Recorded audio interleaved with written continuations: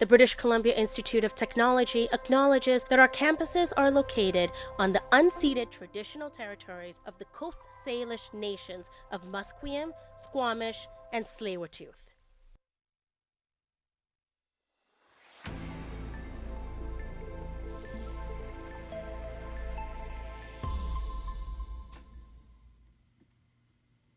Good morning, I'm Isabel Khaleesi, and welcome to your BCIT News Update to 10:30. Today is the one-year anniversary of the October 7th attacks in Israel led by the militant group Hamas. In Vancouver, police are increasing their presence at faith-based schools, places of worship, and protests around the city. The police chief constable Adam Palmer says this response is in consultation with both the Jewish and Muslim communities. 1,200 people were killed and 250 were taken hostage by the group last year. This later led to the ongoing conflict between Israel and Gaza, displacing many Palestinians. Prime Minister Justin Trudeau says the government remains committed to working toward a two-state solution between Israel and Palestine. In a written statement, Trudeau says Hamas is responsible for setting the region down a path of war and violence. He states that his thoughts are with all Israelis and the Jewish people in the Middle East, as well as the Jewish community in Canada. Conservative leader Pierre Poilievre says the federal Tories stand with Israel and that hostages must be let go. He believes Jewish Canadians are facing grotesque anti-Semitism within the country. And federal NDP leader Jagmeet Singh also acknowledges the anniversary of the attack, saying their party will continue to work for common humanity, justice, and peace in the Middle East. In the BC provincial election, the campaign is still underway. This weekend, the leader of the Conservatives, John Rustad, and the head of the NDP, David Eby, were campaigning within the Okanagan. In Kelowna, Rustad said he would bring an end to tent encampments, and in Vernon, Eby was promising a loan forgiveness program for health professionals as a way to entice more nurses and doctors to rural communities. A televised debate is set for this Tuesday, October 8th, between the three main parties in BC's upcoming election. This will be the only televised debate ahead of the vote on October 19th. Advance voting will be available between October 10th and 13th and the 15th to 16th. In Langley, the community is still rallying together after a restaurant in the city's downtown core burned down last Saturday. The director of the Langley Business Association, Terry James, says it's the single biggest fire in the history of downtown Langley. Fire crews spent the whole day battling the blaze, and James says it's unclear when the business community will recover from the fire. On the topic of fire, BC wildland firefighter Angus Dewgood has created a respirator for wildland firefighters. He says while structural and urban firefighters are well equipped with full breathing apparatus, wildland firefighters have historically lacked suitable respirators. Dewgood designed the device during his final year at Emily Carr University and says it is much smaller and more convenient than current alternatives. He thinks even if the respirator can just bring awareness to protecting wildland firefighters from smoke, he'll consider that a win. And in the States, the U.S. Supreme Court has let stand a decision allowing emergency abortions that otherwise violate the law in Texas, a state with one of the country's strictest abortions bans. Sagar Megani explains. The High Court is leaving in place a lower court order that hospitals cannot be required to provide pregnancy terminations that would violate the law. The Biden administration asked the justices to throw out that order, arguing hospitals must perform abortions in emergency situations under federal law. Texas says its law does have an exception for the health of a pregnant patient, but doctors have said the law is dangerously vague after a medical board refused to say exactly what conditions qualify for the exception. Sagar Megani, Washington. And in international news, two American scientists, Victor Ambros and Gary Ruvkin, have been awarded the Nobel Prize in Physiology or Medicine for their discovery of microRNA. The two say if they can understand or manipulate the cells, their discovery could lead to powerful treatments for diseases like cancer. Jennifer King has more. I was able to wake up Gary Ruvkin. In Stockholm, Nobel Secretary General Thomas Perlman. He came to the phone and sounded very tired, but he quite rapidly was quite excited and happy when he understood what it was all about. The Nobel Assembly said the discovery is proving to be fundamentally important for how organisms develop and function. Ambrose performed his research at Harvard University and is currently a professor of natural science at the University of Massachusetts Medical School. Ruvkin's work took place at Massachusetts General Hospital and Harvard Medical School.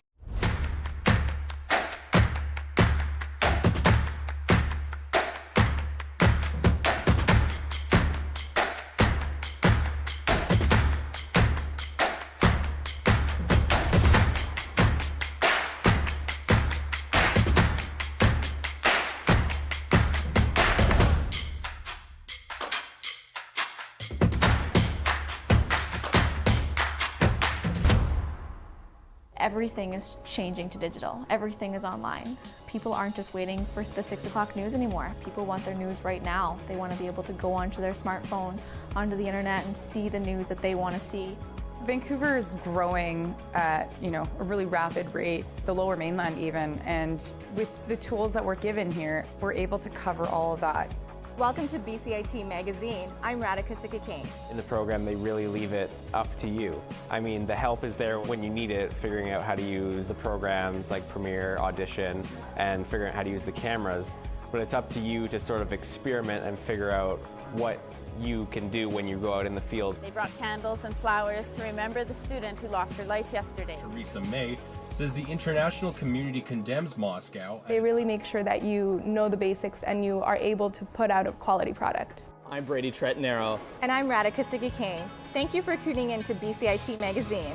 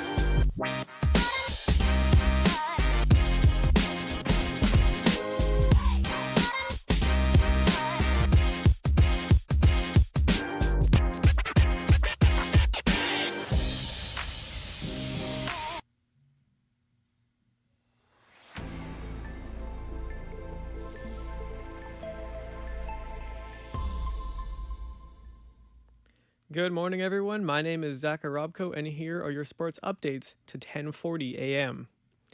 The Philadelphia Phillies won a barn burner 7-6 over the New York Mets yesterday.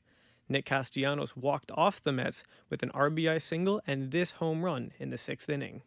The 0-1. Swing and a high fly ball. Left field. On its way. We are tied. Castellanos goes deep. Back to back. And they're going crazy at the bank. 3-3. Mark Vientos hit 2 home runs and batted in 4 runs for the Mets in their loss. The series is tied 1-1. Game 3 moves to Citi Field in New York on Tuesday. The San Diego Padres walloped the Los Angeles Dodgers 10-2 to tie their series at 1 apiece. During the 6th inning, Dodgers fans threw objects at Padres outfielders, causing a temporary delay. Jackson Merrill and the Padres responded to the Dodgers fans with this 2-run shot, silencing the crowd. Merrill sends one near the left field. Teoscar Hernandez going back. He's out of room, and the rookie has gone the other way. A 2-run home run for Jackson Merrill, and a 6-1 lead for San Diego. The Padres tied a postseason record with 6 home runs in a game. The series moves to San Diego's Petco Park for Game 3 on Tuesday. Both American League Divisional Series play the second game of their series today. The Cleveland Guardians and Detroit Tigers will face off at 1:08 p.m. American League Triple Crown winner Tarek Skubal will take the mound for the Tigers against former Tiger and current Guardian Matthew Boyd. The Guardians are currently up 1-0 in their series. Meanwhile, the New York Yankees look to go up 2-0 against the Kansas City Royals today at 4:38 p.m. Cole Reagans takes the mound for the Royals against Carlos Rodon of the Yankees. In NFL news, the Seattle Seahawks have fallen to 3-2 this season, losing to the New York Giants 29-20. Giants wide receiver Bryce Ford Wheaton won the game for the Giants with a blocked kick return for a touchdown. This to tie the game at 23, and it's blocked! Isaiah Simmons, and picked up by Bryce Ford Wheaton, and he is going to go! The Giants sideline. The Seahawks look to rebound against the 2-3 San Francisco 49ers this Thursday. Off the field, New England Patriots safety Jabril Peppers was arrested this past weekend. Peppers faces charges of assault and battery with a dangerous weapon and possession of a Class B substance, which police believe to be cocaine. The police were called following a domestic disturbance at Peppers' home. Patriots head coach Jared Mayo said the team is gathering more information. Peppers has not been barred from using Patriots team facilities. The NHL season is near. Here's how the Vancouver Canucks are preparing for it. Firstly, they extended forward Niels Höglander to a 3-year, $9 million contract yesterday. Höglander looks to improve upon his 24-goal season with some new job security. Secondly, the Canucks also traded the contract of Tucker Poolman and a 4th-round draft pick to the Colorado Avalanche for defenseman Erik Brandstrom. Poolman has only played 43 games for the Canucks during the 4-year contract he signed in 2021. Poolman has not played since the 2022-2023 season, where he was shut down for the year with migraine issues after only 3 games. As well, new goalie Kevin Lankinen has impressed coach Rick Tocchet since his arrival midway through the preseason. When he got here, those 2 games, the way he's practiced, really good guy. I'm like, wow, this guy's a good goalie. He's good with the puck, so he's kind of surprised me. The Canucks are expected to finalize their opening day roster ahead of Wednesday's opening game against the Calgary Flames this week. Lastly, Canadian soccer legend Christine Sinclair is joining the ownership group for Vancouver Rise FC, women's professional soccer team. Sinclair joins the ownership group led by Vancouver Whitecaps majority owner Greg Kerfoot. That's all from me this morning. I'll be back with more sports news at 2:10 p.m.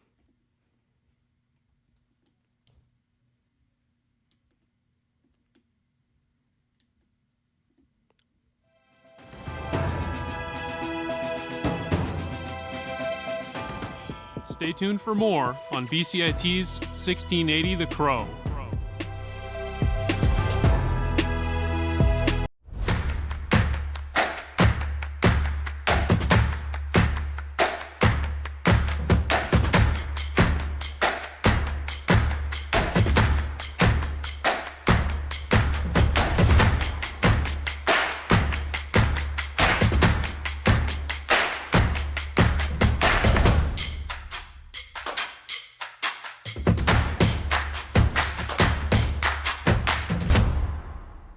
everything is changing to digital. Everything is online.